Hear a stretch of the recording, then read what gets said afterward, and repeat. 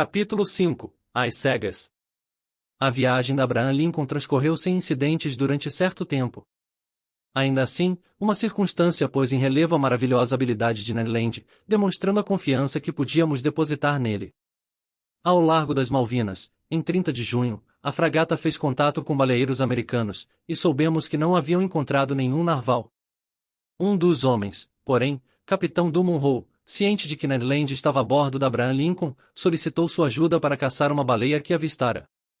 O comandante Farragut, ansioso para ver Ned Land em ação, autorizou a baldear-se para bordo do Munro.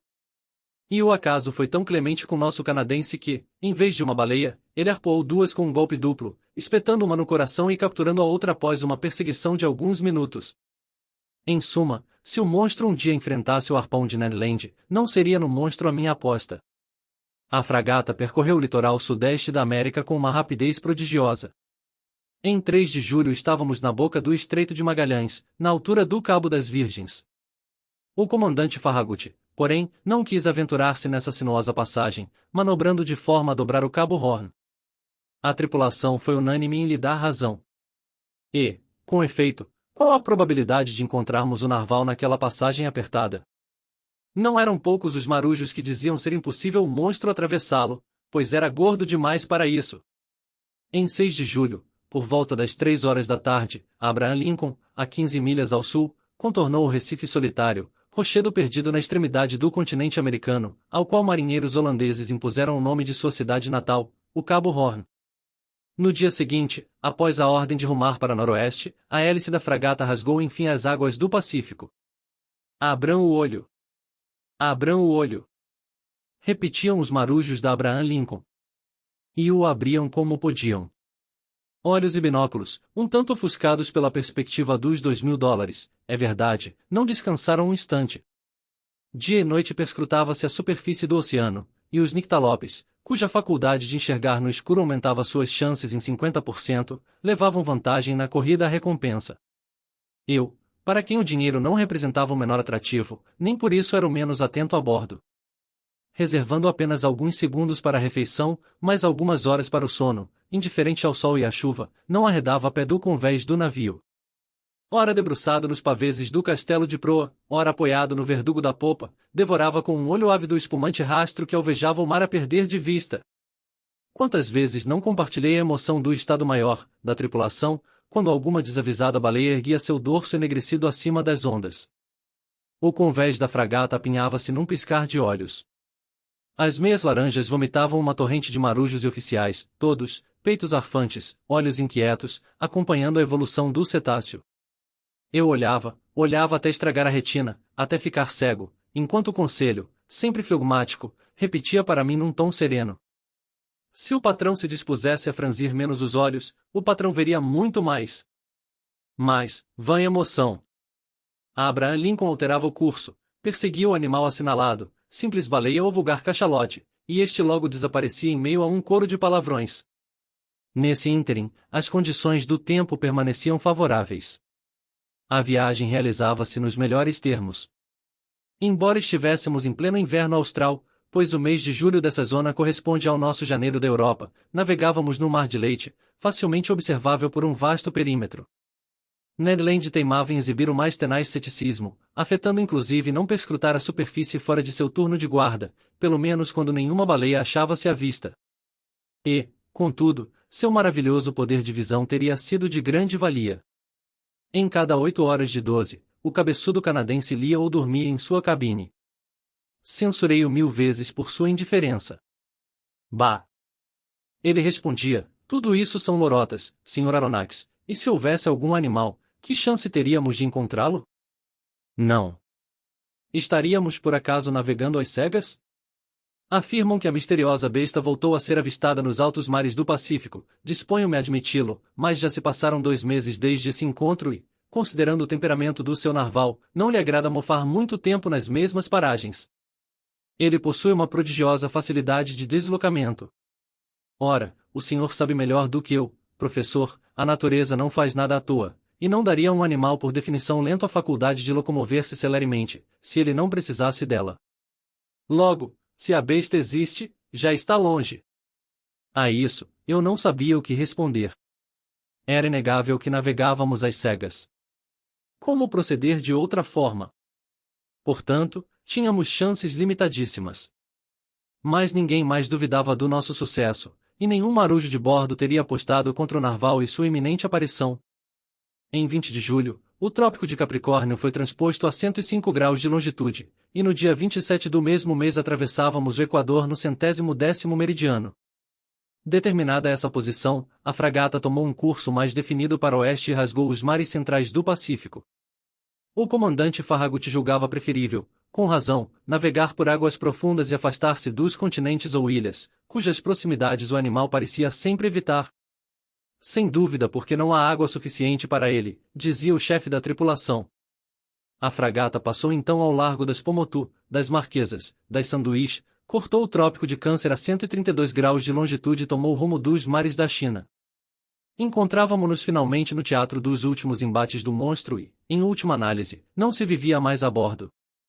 Os corações pulsavam descontroladamente, engendrando incuráveis aneurismas para o futuro. A tripulação inteira padecia de uma superexcitação nervosa, de que eu não saberia dar ideia. Não se comia, não se dormia mais. 20 vezes ao dia, um erro de apreciação, uma ilusão de ótica de qualquer marujo empoleirado nas barras provocavam intoleráveis sobressaltos, e essas emoções, 20 vezes repetidas, deixavam-nos num estado de tensão por demais violento para não provocar uma reação a curto prazo. E, com efeito, a reação não demorou a vir. Durante 3 meses cujos dias duravam um século, Abraham Lincoln inspecionou todos os mares setentrionais do Pacífico, perseguindo as baleias assinaladas, fazendo bruscos desvios de rota, invertendo de repente o curso, parando de uma hora para outra, forçando ou revertendo o vapor, alternadamente, arriscando-se a desregular o motor, sem deixar um ponto inexplorado das praias do Japão ao litoral americano. E nada. Nada exceto a imensidão das águas desertas. Nada que se assemelhasse a um narval gigante, nem a um rochedo submarino, nem a um destroço de naufrágio, nem a um recife arisco, nem a qualquer coisa que fosse sobrenatural. Veio então a reação. No início, foi o desânimo que tomou conta dos espíritos, abrindo uma brecha para a incredulidade. Um novo sentimento espalhou-se a bordo, que se compunha de 3/10 de vergonha e 7 de raiva. Sentíamo-nos com cara de bobo, tendo-nos deixado iludir por uma quimera, porém estávamos sobretudo furiosos. As montanhas de argumentos empilhados há um ano ruíram todas ao mesmo tempo, e ninguém pensou mais senão em compensar, nas horas de refeição ou de sono, o tempo tão estupidamente sacrificado. Com a volubilidade inata ao espírito humano, de um excesso nos atiramos a outro. Os partidários mais inflamados da empreitada tornaram-se fatalmente seus mais ardorosos detratores.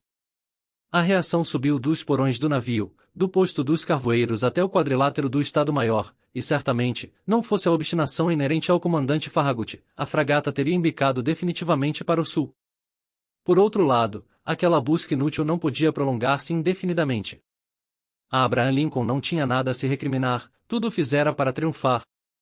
Nunca a tripulação de uma embarcação da Marinha Americana mostrou mais paciência e zelo, o insucesso não lhe poderia ser imputado. Nada mais restava senão regressar. Uma petição nesse sentido foi apresentada ao comandante.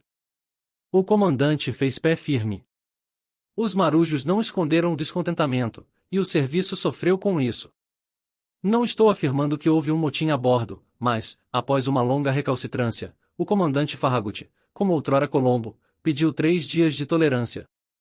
Se no prazo de 3 dias o monstro não aparecesse, o timoneiro daria 3/4 de volta e Abraham Lincoln rumaria para os mares europeus.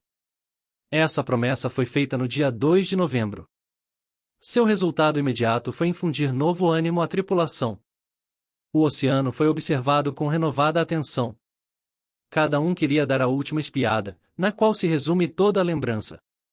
Os binóculos não paravam quietos. Era o supremo desafio feito ao narval gigante, que não podia conscienciosamente eximir-se de responder àquela intimação a comparecer. 2 dias se passaram. A Abraham Lincoln mantinha-se em marcha lenta. 1000 recursos eram empregados para atrair a atenção ou estimular a apatia do animal, caso ele se achasse naquelas paragens. Volumosos nacos de toucinho foram presos na popa, para grande satisfação dos tubarões, devo dizê-lo.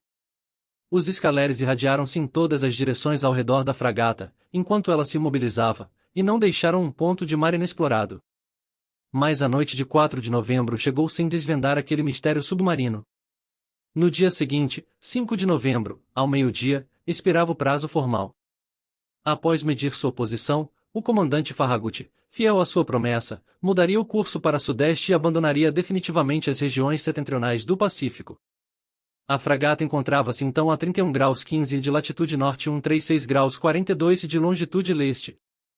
As terras do Japão estavam a menos de 200 milhas a sotavento. A noite se aproximava.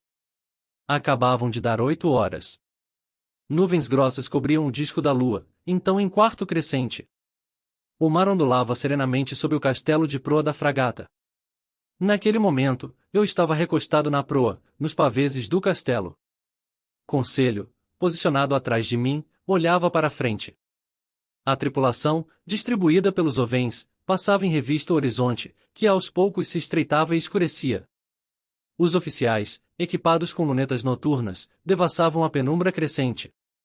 Às vezes, o escuro oceano cintilava sob um raio, que a lua dardejava por entre as franjas de duas nuvens. Em seguida, todo o traço luminoso diluía-se nas trevas. Observando o conselho, constatei que aquele bravo rapaz sofria um pouco a influência geral. Pelo menos, assim o julguei. Talvez, fato inédito, seus nervos vibrassem sob a ação de um impulso de curiosidade. Vamos, conselho, instiguei-o, eis a última chance de ganhar $2.000. Que o patrão me permita dizê-lo, declarou conselho, nunca contei com essa recompensa, e o governo da União poderia prometer $100.000 que nem por isso ficaria menos rico. Tem razão, conselho. É uma história idiota, no fim das contas, e na qual nos lançamos com demasiada leviandade. Quanto tempo perdido, quantas emoções inúteis! Já estaríamos na França há 6 meses. No apartamento aconchegante do patrão, acrescentou o conselho, no museu do patrão. E eu já teria classificado os fósseis do patrão. E a babirruça do patrão estaria instalada em sua jaula, atraindo todos os curiosos da capital. Exatamente, conselho. Além do mais, algo me diz que seremos alvo de chacota. De fato, admitiu o conselho, impassível, penso que zombarão do patrão. Devo falar. Fale, conselho. Pois bem, o patrão não terá senão o que merece. Sério. Quando alguém tem a honra de ser um cientista como o patrão, não se expõe. Conselho não pôde terminar seu elogio. Em meio ao silêncio geral, uma voz acabava de se fazer ouvir. Era a voz de Ned Land, e Ned Land gritava. Alerta! Há tal coisa, a sotavento, atravessada à nossa frente.